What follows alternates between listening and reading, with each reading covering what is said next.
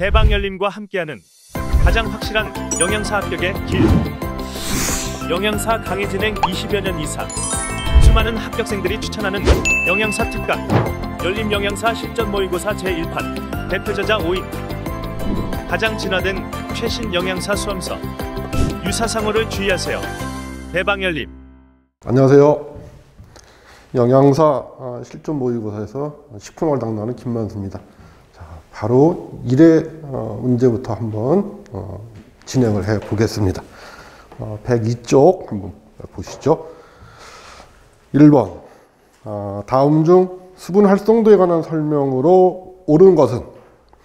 보기 1번 식품의 수분 활성도는 항상 1보다 크다. 틀린 보기죠. 식품의 수분 활성도는 항상 0보다는 크고 1보다는 작게 구성이 되어 있죠. 그래서 보기 1번은 틀렸고요. 그 다음에 보기 2번 세균의 최저 사용육 수분 활성도는 0.7이다. 네. 자, 미생물의 최종 미생물의 최저 생육 수분 활성도를 한번 정리를 한번 해보죠. 자, 세균 같은 경우에는 0.91, 그죠? 0.91이고, 그 다음에 효모는 0.88, 그리고 곰팡이는 0.80, 그죠? 기본적으로 이 세 가지는 꼭 좀 외워 두시기를 부탁드리겠습니다. 자, 그래서 보기 2번도 틀린 거죠. 그죠? 보기 3번 가수분해 반응은 수분 활성도에 영향을 받지 않는다. 자, 여기서 보면 가수분해 반응이니까는 말 그대로 물을 첨가해서 분해하는 반응이기 때문에 당연히 수분 활성도에 영향을 받아야 되겠죠. 그죠? 그래서 보기 3번도 틀린 답이 되고요. 그 다음에 보기 4번. 자, 마이야르 반응은 수분 활성도 0.6에서 0.7 범위에서 반응 속도가 최대가 된다. 그렇죠. 이게 정답이죠. 그래서 비효소적인 갈변 반응 중에 대표적인 그 마이야르 반응은 수분 활성도가 0.6에서 0.7 때 최대 반응을 하게 되겠죠. 그래서 만약에 이 마이야르 반응을 한다는 것은 결국 식품에서 갈색 반응을 한다는 얘기예요. 그죠? 그래서 그게 바람직한 경우도 있지만 바람직하지 않은 경우들도 있겠죠. 자, 그러면 어떻게 하면 되겠어요? 그러면 수분 활성도 측면에서 보면 수분 활성도를 더 높이거나 또는 낮춰놓으면 마이야르 반응이 어떻게 지연돼 되겠죠? 그죠? 그러니까는 마이야르 반응 속도가 최대 반응이 0.6에서 0.7이니까 바람직하지 않다. 식품을 저장하는 데 있어서 바람직하지 않다. 그러면은 수분 활성도를 어떻게 0.6이나 0.7보다 더 낮추거나 또는 더 높여주게 되면 마이야르 반응 속도를 좀 낮출 수가 있다. 이렇게 정리를 해두세요. 그 다음에 5번. 자, 임의 온도에서 식품이 나타내는 수증기압의 100을 곱한 값이 수분 활성도다. 자, AW 수분 활성도를 구하는 공식을 한번 보죠. 자, 수분 활성도를 구하는 공식은 P0분의 P로 우리가 정리를 하죠. 자, 이 P0는 뭐예요? 순수한 수분의 포화 수증기압을 나타내는 거고, 이 P는 식품의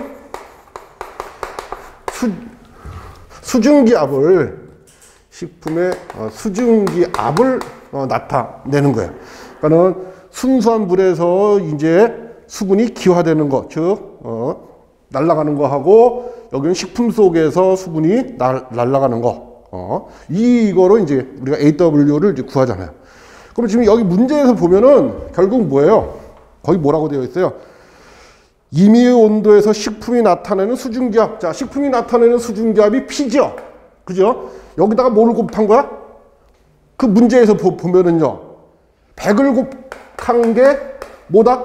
수분 활성도다 라고 보기는 그렇게 되어 있잖아요. 그러니까 전혀 의미가 없는 보기겠죠. 그죠? 그래서 틀린 이해가 되고요. 자, 그 다음에 이제 2번 문제 한번 보시죠. 곶감, 버섯, 해조류 등에 존재하는 당알코올. 자, 거기 곶감, 버섯, 해조류에 줄 좀 치시고요. 그리고 당알코올에 줄 치시고, 그 다음에 이콜, 만니톨. 이렇게 기억해 두세요. 곶감, 버섯, 해조류에 포함된 당알코올, 그러면 만니톨. 자, 그러면 이제 보기 1번부터 보죠. 자, 리비톨, 리보즈의 환원체죠. 리보즈의 환원체고, 그 다음에 2번 솔비톨. 솔비톨 같은 경우는 포도당의 환원체죠. 그리고 특징이 뭐예요? 포도당의 환원체면서 당뇨병 환자의 감미료로 이용될 수 있고요. 그 다음에 이제 흡습성이 있다 정도만 결정해 주시면 되고, 그 다음에 3번 자일리톨, 자일로즈의 환원체. 자일로즈의 환원체로 얘도 마찬가지로 당뇨병 환자의 감미료로 사용이 가능하죠. 그죠? 그 다음에 보기 4번 만니톨. 자, 얘가 정답이 되겠죠. 그죠? 그 다음에 보기 5번 이노시톨. 이노시톨 같은 경우에는 그냥 우리가 일명 근육당이라고도 부르고요. 그리고 중요한 게 뭐냐면 여기 지금 리비톨, 솔비톨, 자일리톨, 만니톨까지는 전부 어떤 형태로 되어 있느냐 하면은 이런 형태, 이렇게 구조식이 이런 형태로 되었고, 이거를 우리가 뭐라 그래? 이거를 사슬 구조 형태라고 얘기를 해요. 그런데 이 이노시톨 같은 경우에는 이렇게 고리 구조로 되어 있어요.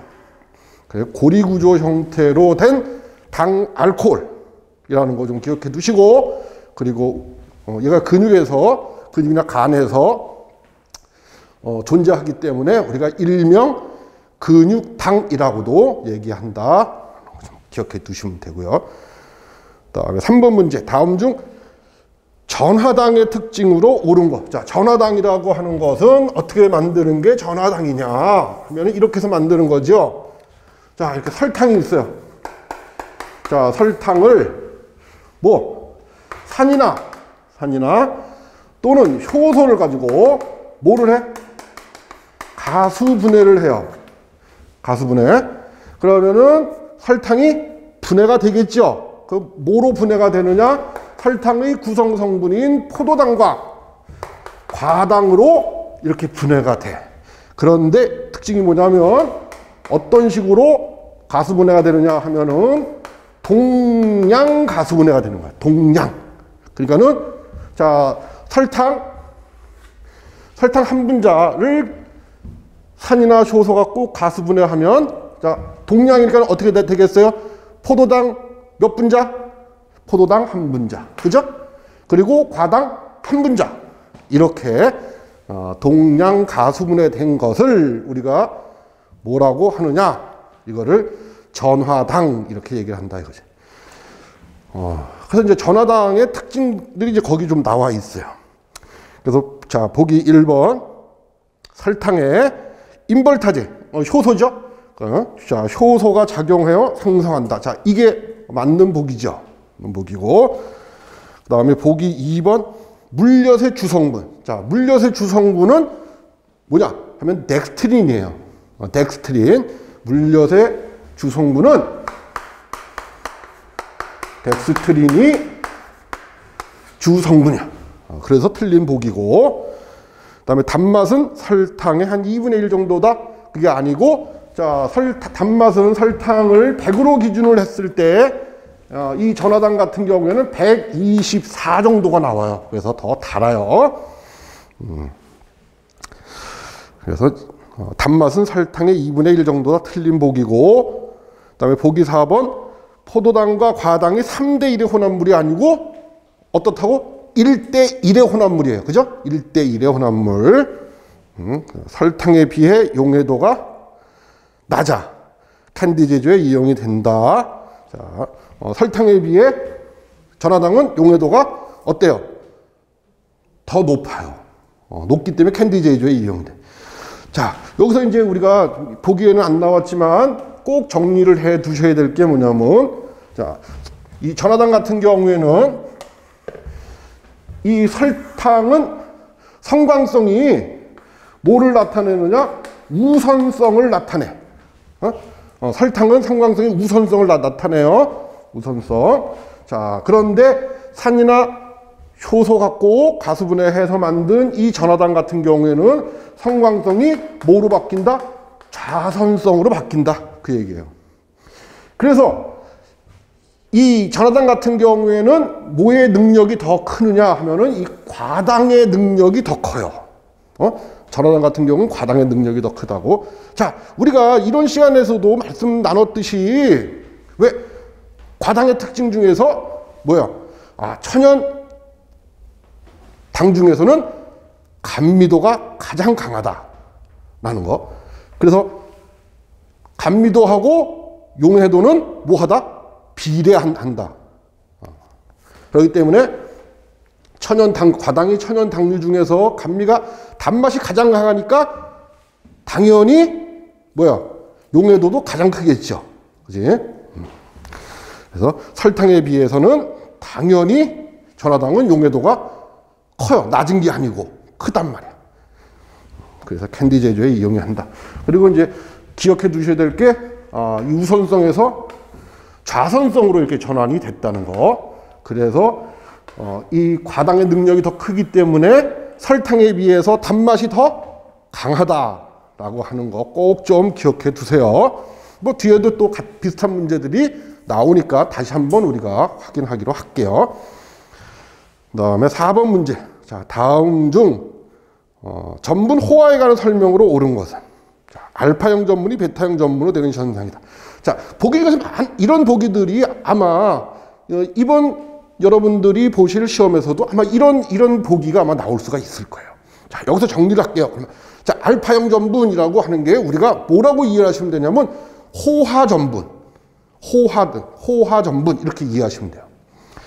그거에 비해서 베타형 전분, 그 옆에 보면 베타형 전분이라고 나와 있죠. 자, 베타형 전분은 어떻게 정리하시면 되냐면 이렇게 정리하시면 돼.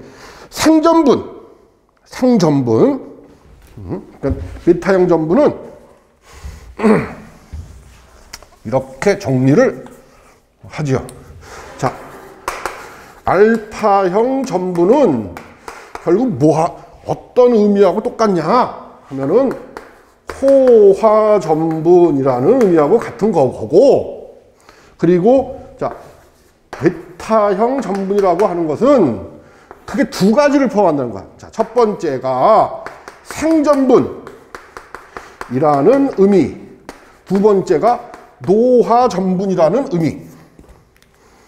노화 전분이라고 하는 의미로 이해하시면 돼요. 그래서 그 문장을 읽다 보시면 이게 지금 생전분에 대한 얘기인지 노화 전분에 대한 얘기인지를 구별을 하셔야 돼요. 그래? 근데 아무튼 알파형 그러면은 이건 호화된 상태, 베타형 그러면 이거는 생전분이나 또는 노화된 상태라고 정리를 해주시면 돼요. 그 전분의 호화에 대한 얘기니까 알파형 전분이 베타형 전분으로 되는 현상, 이게 틀렸죠. 그러니까 결국 이게 답이 맞으려면은 어떻게 해야 돼? 그렇지, 베타형 전분이 알파형 전분이 되는 과정, 이렇게 하면은 이제 이 문제의 답이 되겠죠. 그죠? 그래서 이제 그 다음에 보기 2번. 자, 첨가한 당 함량이 많을수록 호화되기가 쉽다. 자, 전분이 있고 전분에다가 설탕이나 당을 첨가하는 거야. 거기 당에다가 줄 좀 쳐주세요. 당. 자, 뭐 설탕이나 당 같은 걸 첨가를 해. 그러면 호화가 빨라진다? 아니에요. 늦어져. 왜 그러느냐 하면은 이 당이 무슨 역할을 하느냐 하면은 탈수제의 역할을 해. 그래서 호화를 지연시켜요. 호화를 지연시킨다고. 그래서 틀린 보기고. 그 다음에 3번 전분 입자가 클수록 호화되기가 쉽다. 자, 이게 맞는 얘기죠. 전분 입자가 클수록. 그래서 전분 입자가 큰 감자 전분이 전분 입자가 작은 곡류 전분, 뭐 쌀이나 뭐 보리나 이런 전분들보다 호화되는 게 더 빨라요. 호화 속도가 더 빠르다고. 전분의 입자가 클수록 호화되기가 쉽다. 그다음에 4번. 쌀 전분이 감자 전분보다 호화되기 쉽다. 자, 이거 금방 3번에서 제가 말씀드렸죠. 그래서 틀린 거야. 그지? 쌀 전분은 전분 입자가 어때요? 감자 전분 입자보다 커요, 작아요? 작지요. 그죠? 그잖아. 쌀 전분의 입자가 감자 전분의 입자보다 작아요. 그죠? 작단 말이야. 그래서 틀린 보기가 되고, 그 다음에 아밀로펙틴의 함량이 많을수록 호화되기 쉽다? 아니에요. 아밀로펙틴의 함량이 많을수록요, 우리 이론 시간에서도 말씀 나눴듯이 뭐하다고? 입체적인 장애를 받게 돼.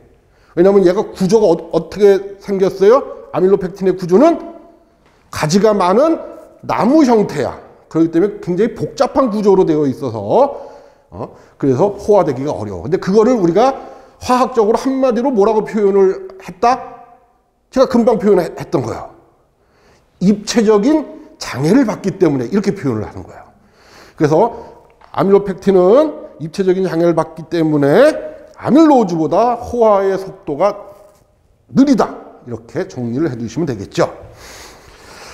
그 다음에 5번. 자, 다음 중 전분 노화를 억제하는 방법으로 옳지 않은 거.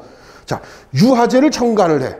유화제를 첨가하게 되면은 전분들이 침전해서 자, 뭐 하는 거? 회합하는 것을 방해를 해. 거기다가 좀 뭐 적어 놓으세요. 뭐라고? 전분들의 회합을 방해하는 것이 바로 유화제의 역할이야. 그래서 노화가 지연된다. 맞고. 자, 황산염을 첨가를 해요. 황산염을 첨가하면 탈수가 돼갖고 노화 속도가 빨라요. 그래서 이게 답이야. 예. 그 다음에 3번. 자, 온도를 낮춰. 그래서 마이너스 20에서 마이너스 30도로 저장을 해. 그러면은 전분 입자들이 어떻게 돼 있어요? 그냥 고화된 상태로 존재를 해. 그래서 호화된 상태를 그대로 유지를 하고 있는 거예요. 수분을 10에서 15%로 유지를 한다. 그죠? 왜냐하면 10에서 15%로 하면은 뭐 전분들이 서로 회합하기 위해서는 어떻게 해야 돼요? 자, 어떻게 해야 될 것 같아? 전분들이 회합하기 위해서 이동을 해야 되겠지. 그죠? 전분들이 이동을 해야 되잖아. 그런데 이동을 하기 위해서 뭐가 필요해? 물이 필요하단 말이야. 물이. 그래서 수분의 농도를 탈수를 시켜두면은 뭐 전분들의 이동을 제한을 하게 돼요. 그래서 노화를 지연시켜. 그다음에 고농도의 설탕을 첨가한다. 자, 아까 몇 번에서 우리 4번 문제인가요? 4번 문제 보기 2번에서도 같은 얘기, 비슷한 얘기 했죠. 왜? 첨가된 당이 있으면 뭐 화가 잘 된다. 뭐 이런 표현을 썼잖아요. 그죠? 그러니까 여기 보시면은 자, 고농도의 설탕을 첨가해. 그러면 이 고농도의 설탕이 무슨 역할을 한다? 자, 이 설탕이 무슨 역할을 해? 탈수제 역할을 해. 탈수제 역할. 그래서 뭐 할 수가 있다? 노화를 억제시킬 수 있다. 그죠? 그래서 노화를 억제하는 방법으로 옳지 않은 것은 뭐를 첨가하는 거? 황산염을 첨가하는 거. 그죠? 다음에 자, 6번은 좀, 자, 여러분들 6번은 좀 표시 좀 해놓으세요. 이 문제는 그 유지의 물리화학적 성질을 총 정리해 놓은 거다. 이렇게 생각하시면 돼. 자, 1번. 보기 1번. 자, 다음 중 유지 물리화학적 성질에 관한 설명으로 옳은 것은 자, 1번. 유지의 점도. 거기 점도에다 줄 좀 쳐주세요. 점도. 점도는 불포화 지방산이 많을수록 감소한다. 자, 이게 맞는 정답이야. 불포화 지방산이 많을수록. 자, 불포화 지방산의 구조. 우리가 이론 시간에도 얘기했지만은 포화 지방산 같은 경우에는 구조가 어떻게 생겼어요? 응? 포화 지방산 같은 경우는 구조가 이렇게 직선 구조로 되어 있잖아요. 그죠? 이렇게. 자, 이게 얘가 불포화 지방산의 이게 구조로 이렇게 돼 있어. 근데 그거에 비해서 자, 불포화 지방산 같은 경우에는 구조가 어떻게 생겼어요? 이렇게 이중결합 있을 때 이렇게 쭉 이렇게 가다가 이렇게 꺾이죠. 이렇게 꺾이잖아. 그래서 이중결합 있고 또 여기 이중결합 있으면 또 이렇게 꺾인단 말이야, 이렇게. 그러니까는 서로 뭐 하기가 어려워요. 여기 이렇게 또 이렇게 불포화 지방산이 이렇게 있어. 그러면 뭐 하기가 서로 결합하기가.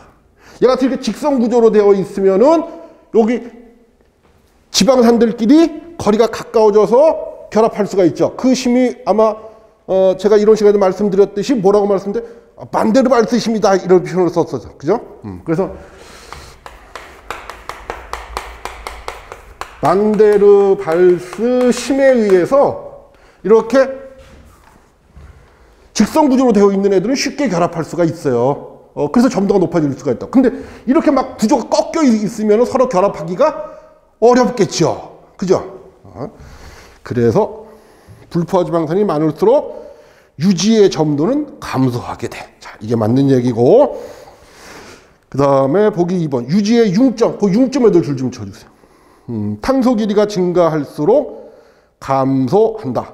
자, 2번, 보기 2번, 보기 3번. 자, 그거 두 개를 좀 이렇게 묶어 주세요. 이렇게. 2번, 3번을 이렇게 묶어. 자, 그리고 그 내용은, 자, 요거 좀 꼭 좀 기억 좀 해 두세요. 자, 이렇게 돼 있어. 이게 탄소 길이. 자, 요거 좀 같이 좀 그리시죠. 자, 탄소 길이. 야, 이거. 탄소 길이고, 자, 뭐 이쪽이 뭐라고 표현할까? 높고 여기가 낮아, 이렇게. 그런가? 자, 융점 같은 경우에는요, 지방산의 융점 같은 경우 이렇게 돼. 융점 어떻게 된다? 자, 이게 무슨 뜻이에요? 자, 탄소의 길이가 길어질수록 지방산의 융점은 높아진다. 이 뜻이에요. 이 뜻이고, 그 다음에 이렇게. 요거는 용해도 이렇게. 자, 탄소의 길이가 길어질수록 지방산의 용해도는 어떻게 된다? 낮아진다. 이렇게 좀 기억 좀 해두시면 돼요. 그러면 2번, 3번 문제는 해결이 됐어요. 그죠? 보기 2번, 3번 문제. 자, 4번. 유지의 굴절률은 불포화도가 높을수록. 자, 여기서 불포화도에다가 줄 좀 쳐주세요. 자, 불포화도가 무슨 뜻이라 그랬어요? 불포화도가. 이중결합의 숫자. 이중결합의 수. 자, 그러니까는, 자, 이거 보세요. 여기. 자, 굴절률이라고 하는 것은 빛이 굴절되는 것을 나타내는 정도가 굴절률이다 생각하시면 돼요. 그러면은, 자, 금방 여기서 우리가 봤듯이, 이렇게. 막, 이렇게 있다고 해봐. 이렇게. 이게 지금 불포화 지방산들이에요. 이게. 그러면, 자, 빛이 이렇게 들어와. 그러면, 이렇게 와서 이제 꺾이겠죠. 여기에 매질이 다르기 때문에 꺾인다고. 이게. 빛이 이렇게 직선으로 쭉 들어오는 게 아니고. 왜냐면 여기는 공기고, 여기는 뭐야? 여기는 기름이잖아. 기름이니까는 이게 이제 꺾이게 돼요. 이렇게 와갖고 이제 꺾이게 된다. 그래서 여기 와갖고 이제 이렇게 부딪혔어. 그 굴절돼서 또 이렇게 굴절되겠죠. 또 굴절되고 이런 식으로. 그런데 뭐예요? 이렇게 포화지방산들만 쫙 이렇게 되어 있으면 어때요? 한번 굴절하고 그 다음에 빛이 진행할 수 있겠죠. 그지? 그래, 아이고, 잠깐만요. 마스크.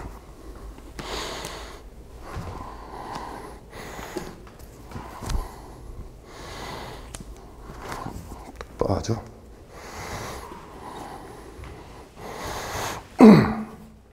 그래서 보기 4번. 유지의 굴절률은 불포화도가 높을수록 낮아진다가 아니고 뭐겠어요?